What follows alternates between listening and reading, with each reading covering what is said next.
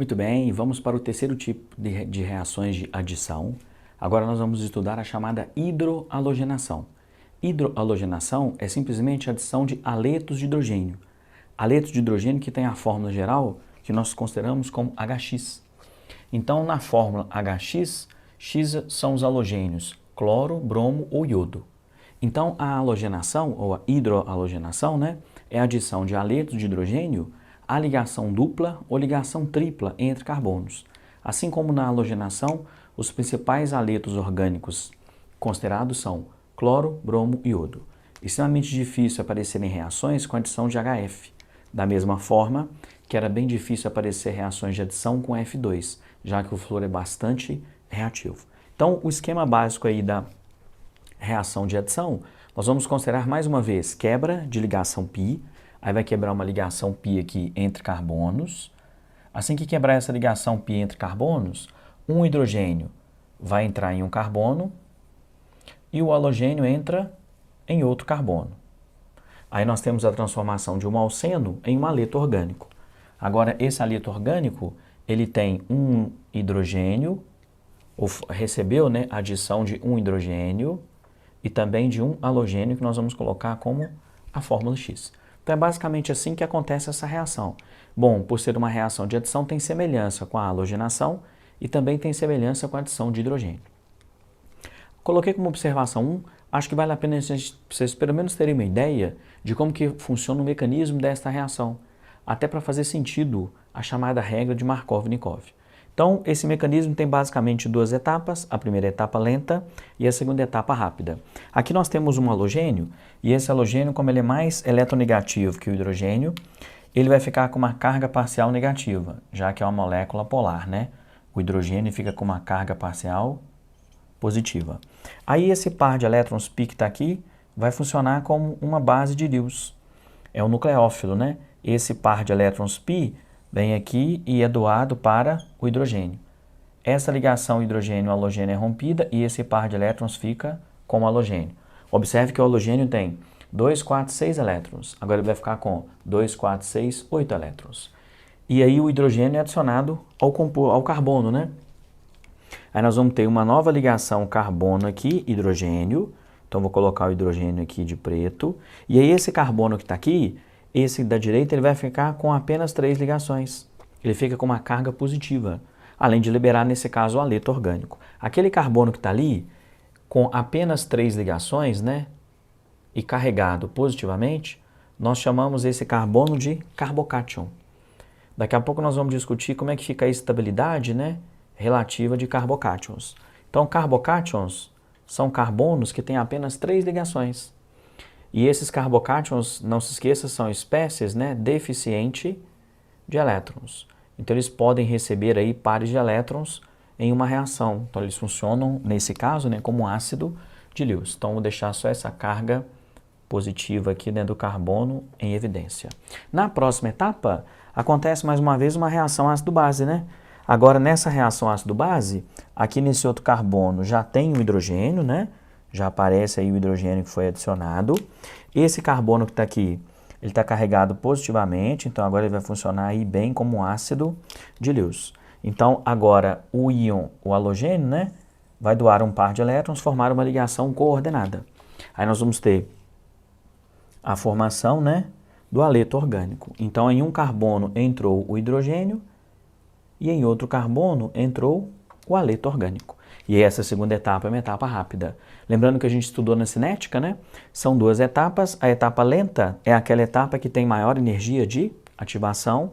Não se esqueça que a etapa lenta é sempre a etapa determinante, na velocidade da reação. Lembrar aqui, se as espécies reagentes conseguem passar pela primeira etapa, que é a que tem maior energia de ativação, elas conseguem passar pela segunda etapa. E vai ser importante que, por ser etapa determinante na velocidade da reação, a formação do carbocátion é que vai justificar onde o hidrogênio entra, porque aí a formação do aleto orgânico vai depender se o intermediário formado é um intermediário de alta ou baixa estabilidade. Antes da gente poder discutir a regra de Markov-Nikov, vamos fazer uma pequena observação sobre os carbocátions. Observação de número 2, para a gente poder avaliar agora a estabilidade relativa. desses carbocátions. Então nós temos aí os 4 tipos de carbocátions. O carbocátion metílico, ele só tem hidrogênio ligado no carbono. O carbocátion primário, ele tem um carbono primário, que o carbono primário é justamente o carbocátion. No carbocátion secundário, para ser um carbocátion secundário, o carbono positivamente tem que ser um carbono secundário. E se o carbono com a carga positiva for um carbono terciário, temos um carbocátion terciário.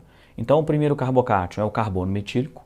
O segundo carbocátion que está ali é o carbocátion primário, carbocátion secundário, carbocátion terciário.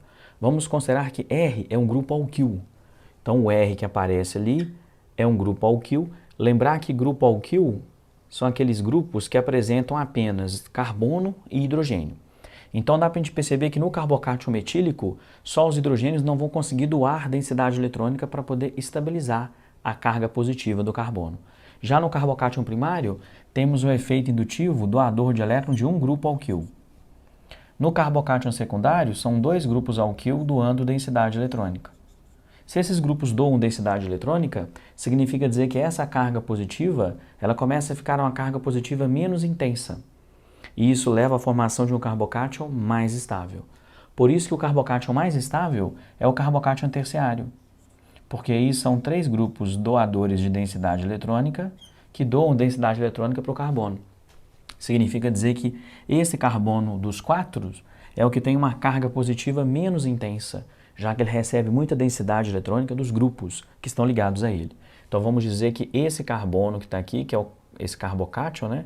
Que é um carbocátion terciário, ele é o carbocátion mais estável, já que recebe mais densidade eletrônica, né, dos outros carbonos, dos carbonos vizinhos, correto? Agora nós vamos na observação de número 3, discutir a chamada regra de Markov-Nikov. Observação agora de número 3, vamos entender então a chamada regra de Markov-Nikov. A definição está aí, ó, de acordo com a regra de Markov-Nikov, o hidrogênio é sempre adicionado ao carbono mais hidrogenado. Claro, o carbono mais hidrogenado dos 2 que aparecem com ligação dupla. Cuidado para você não achar que é o mais hidrogenado do composto. Lembra que a ligação π vai ser rompida. E aí você tem 2 carbonos que estabelecem a ligação dupla. Um desses carbonos é um carbono mais hidrogenado. Pela regra de Markov-Nikov, o hidrogênio vai entrar nesse carbono. Justamente porque, se isso acontecer, ocorre a formação de um intermediário mais estável. Um intermediário que tenha um carbocátion mais estável. Então eu coloquei ali 2 exemplos para a gente poder ilustrar isso aí. Temos 2 reações do propeno com HBr. No primeiro caso, na primeira reação, aqui vai quebrar, né? Mais uma vez, a ligação π. Então, essa ligação π vai ser rompida, né? E aí nós temos o hidrogênio e o bromo. Nesse caso, não se esqueça que o par de elétrons π é que funciona como base de Lewis, né? Para capturar ali o próton. Ou, se a gente considerar que o propeno é uma base de Bronsted, né? Então, quebra aqui a ligação. Esse par de elétrons fica com o bromo, não podemos esquecer disso. Agora, esse hidrogênio tem 2 opções para ele.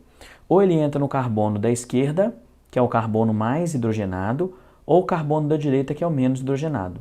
Como eu falei, ele não vai entrar aqui, ó, porque senão expande o octeto do carbono. O carbono mais ou menos hidrogenado tem que ser os carbonos que fazem a ligação dupla. Então, se esse hidrogênio entrar no carbono da esquerda, vai formar um CH3. E esse carbono aqui vira um carbocátion. É o que aparece aqui, ó.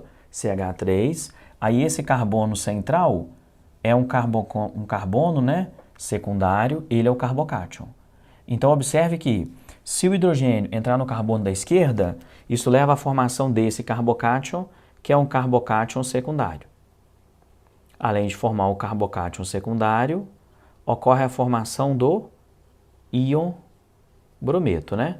Bom, não se esqueça que se esse é um carbocátion secundário, ele é mais estável que o carbocátion primário que o carbocátion metílico. Agora, se acontecer do hidrogênio, ao invés de entrar no carbono da esquerda, entrar no carbono da direita. Então, mais uma vez, vai romper aqui a ligação π, e aí significa dizer então que esses elétrons π capturam próton, a ligação HBr é rompida, o par de elétrons fica com bromo.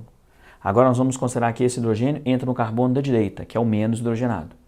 Se ele entrar no carbono da direita, aquele CH vira um CH2. E aí acontece que a carga positiva agora vai ficar nesse carbono da esquerda. Formou então um outro tipo de carbocátion. Formou aqui um carbocátion primário. Então observe. No primeiro caso, o hidrogênio, ele entrou ou ele foi adicionado no carbono mais hidrogenado da dupla. Quando ele é adicionado no carbono mais hidrogenado, houve a formação de um carbocátion secundário. No segundo caso, quando o hidrogênio entrou no carbono menos hidrogenado, formou um carbocátion primário. Agora, pelo que vimos na observação de número 2, quando comparamos carbocátion secundário e carbocátion primário, o carbocátion secundário é um carbocátion mais estável. Então, se esse carbocátion que está aqui é um carbocátion mais estável, significa dizer que na reação ele será formado em maior quantidade, ou ele será formado preferencialmente, justamente por ele ser mais estável que o carbocátion primário. Tome cuidado que os dois carbocátions são formados, pois as duas adições podem acontecer. Só que o carbocátion mais estável ele é formado em maior quantidade.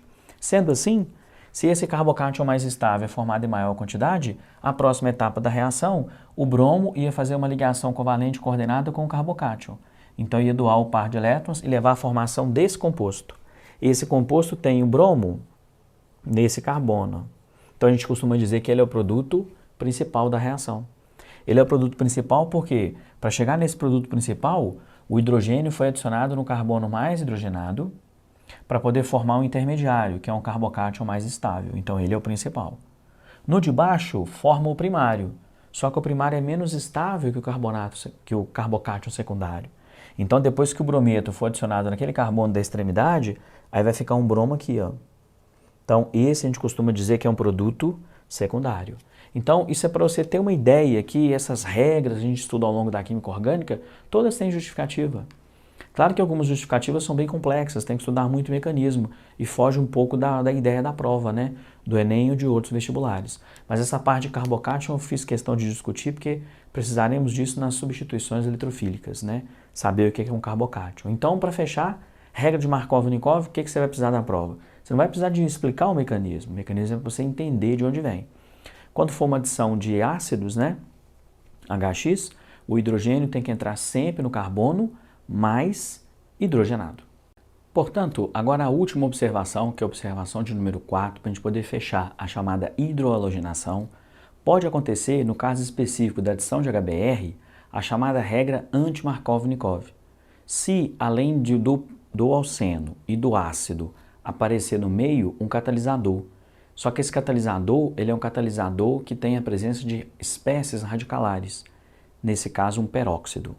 Então, quando a adição de HBr acontecer na presença de peróxidos, ocorre o inverso da regra de Markov-Nikov. Então, nós vimos na observação 3 que, pela regra de Markov-Nikov, o hidrogênio tem que ser adicionado no carbono mais hidrogenado. No entanto, na presença de peróxido, acontece o que nós chamamos de regra anti-Markov-Nikov. Aí o hidrogênio vai entrar no carbono menos hidrogenado. Aí nós teremos um outro produto principal. Então, nesse caso, tem que ter muita atenção nos exercícios. Quando tiver adição de HBr, claro, pode ser adição de outros ácidos, até mesmo adição de água, quando nós formos discutir no número 4, que é a hidratação. Então, se for na presença de peróxidos, aí a reação ocorre via regra anti-Markov-Nikov. Lembrando que, apesar da regra de Markov-Nikov ou anti-Markov-Nikov ser seguida em casos específicos, nós não temos a formação de um produto apenas. Temos sempre a formação de dois produtos, um produto principal e um produto secundário. Então, toma muito cuidado com isso. Bom, então, na presença de peróxidos, já está aí na observação, né?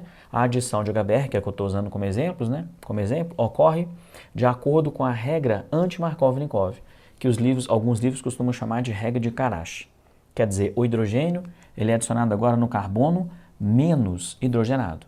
Então, observe que aqui, ó, um alceno, a ligação dupla, né? Ela vai ser desfeita, esse par de elétrons vai vir aqui capturar um próton, quebra a ligação hidrogênio com bromo, esse par de elétrons vem para cá. Aí nós temos que esse hidrogênio pode entrar no carbono mais hidrogenado ou no carbono menos hidrogenado. Como tem a presença de peróxidos, ele vai entrar no carbono menos hidrogenado. Por isso que esse carbono que é CH virou um carbono CH2.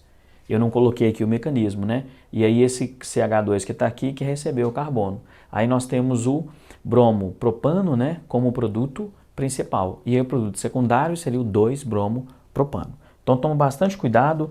principalmente na adição de ácidos, né, que eles costumam mais cobrar aí a regra anti-Markov-Nikov ou a regra de Markov-Nikov. Como falei, no número 4, que vai ser o próximo tipo de reações de adição, nós vamos discutir a adição de água.